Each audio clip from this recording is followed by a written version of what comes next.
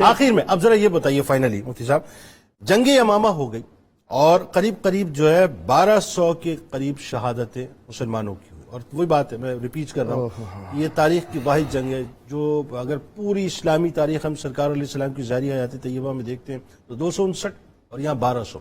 یعنی اس جنگ کی اہمیت کا اندازہ مسلمانوں کو ہونا چاہیے کہ جنگ تھی کیا، اثرات کیا ہوئے، نتائج کیا ہوئے، اور کتنے جو یہ کفار تھے وہ واصل جہنم ہوئے، یہ بھی ذرا سا بتائیے۔ جنید بھائی، اعلیٰ حضرت رحمۃ اللہ علیہ کے ایک شعر پہ ساری جنگ کا مغز موجود ہے۔ کہا کروں تیرے نام پہ جاں فدا، بس ایک جاں کیا دو جہاں فدا، دو جہاں سے بھی جی نہیں بھرا، کروں کیا کروڑوں جہان۔ اللہ صحابہ نے بتا دیا ہے کہ ختم نبوت نہیں تو کچھ نہیں، بالکل، اور اس کا سب سے بڑا نتیجہ یہ نکلا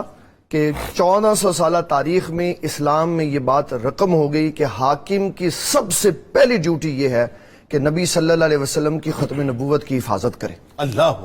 اور 1400 سالہ تاریخ سے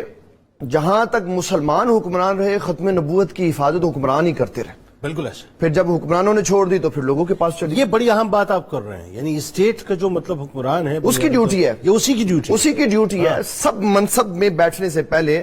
سب سے بڑی ذمہ داری اس کی یہ دی جاتی ہے کہ ختم نبوت کی حفاظت کرنی، اگرچہ اسلامک اسٹیٹ ہے تو۔ جی بالکل۔ بالکل، پھر اس میں ایک آج کی جدیدیت میں ایک فقرہ بالکل اسلام نے باہر نکال کے رکھ دیا کہ لا اکراہ فی الدین، دین میں جبر نہیں۔ اگر دین میں جبر نہیں تو یہ کیا ہوا؟ دین میں جبر نہ ہونے کا معنی ہے زبردستی مسلمان نہیں کیا جا سکتا، لیکن جو مسلمان ہے اسلام کے قوانین کی مخالفت کی اس کو ہرگز اجازت نہیں دی جا سکتی۔ یعنی اس کی آسان سی بات ہے کہ سرکار علیہ السلام لوگ مثال دیتے ہیں کہ معاف کیا معاف کیا معاف کیا، بالکل معاف کیا، لیکن جب حدود اللہ کی بات ہے تو سرکار علیہ السلام نے پھر معاف نہیں کیا، پھر تلوار اٹھا۔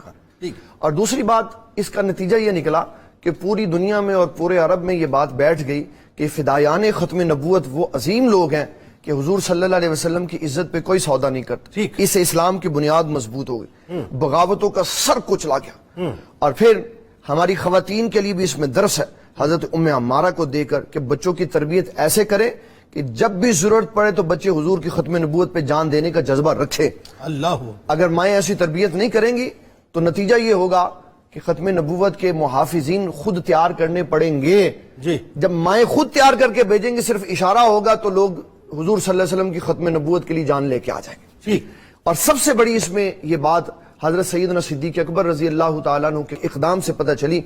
کہ نبی صلی اللہ علیہ وسلم کی نبوت سلامت ہے تو ساری چیزیں سلامت ہے، اور آپ نے اس اقدام کو کرنے کے بعد یہ بتا دیا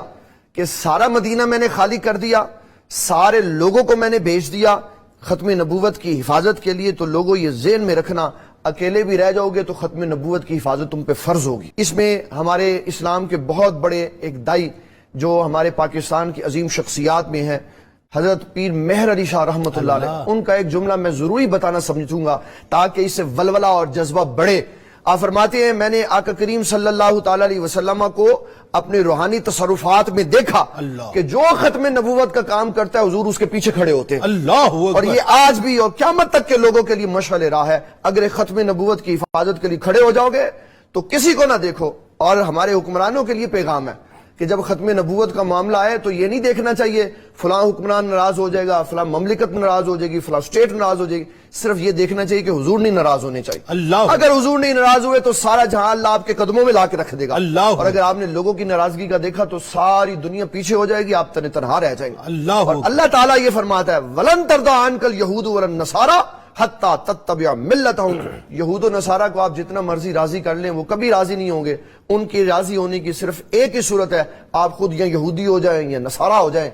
اس لیے یہود و نصارہ کو راضی کرنے کی کوشش نہیں کرنی چاہیے، وہ کبھی نہیں راضی ہو سکتے۔ مدینے والے کو راضی کرنا چاہیے۔ حضور راضی ہو گئے تو سارا جہان راضی ہو گیا، اور حضور صلی اللہ علیہ وسلم کی رضا اس میں ہے کہ ختم نبوت کی حفاظت کی جائے، اور جب ختم نبوت کی حفاظت ہوگی تو مدد اللہ کی طرف سے آ جائے گی، جس طرح بدر میں آئی، جس طرح دوسری جنگوں میں آئی۔ اور نبی صلی اللہ تعالی علیہ وسلم کی اس غزوہ سے، اس جہاد سے مسلمانوں نے یہ بتا دیا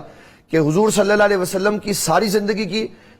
جہاد جتنے ہوئے، غزوات ہوئے، سریہ ہوئے اور لڑائیاں ہوئی، یہ تقریباً 80 کے قریب بنتے ہیں جو نبی صلی اللہ علیہ وسلم کی حیات میں ہوئے۔ اس میں 259 اور 80 میں 259 اور ایک لڑائی میں 1200 صحابہ شہید ہوئے۔ آدھا اسلام اور اس کی بنیاد بنی جمع قرآن، اور بتایا کہ اسلام حضور کی عزت و ناموس پہ جانوں کی قربانی کو کچھ نہیں سمجھتا، جتنی جانوں کی قربانی دی جائے گی اسلام اتنا سربلندی کے ساتھ بلند۔ آپ ایک بات دیکھیے، میں اس پورے واقعے کے بعد میں ایک اور بات سوچتا ہوں، کیا شاندار لوگ وہ تھے اور کیا شاندار وہ بیویاں تھیں، وہ بچے تھے، وہ مائیں تھیں، وہ والدین تھے۔ یعنی 1200 شہادتیں کہہ دینا بہت آسان ہے، مطلب آپ وہی بات ہے نا، 74 یا 80 کے قریب مار کے سرکار علیہ السلام کی ظاہری حیات طیبہ میں ہو رہے ہیں، وہاں پر 259 کی جو ہے وہ اپنا فگر بن رہی ہے، اور ایک مارکے کے اندر 1200 کے قریب بن رہی ہے۔ وہ 1200 گھرانے جو ہیں وہ مطلب دوسرے لفظوں میں ویران کا لفظ استعمال نہیں کروں گا، روشن ہو گئے سرکار علیہ السلام کے، فخر کرتے رہے، روشن ہو گئے نا، لیکن وہ بات وہاں غم اور حزن نہیں تھا،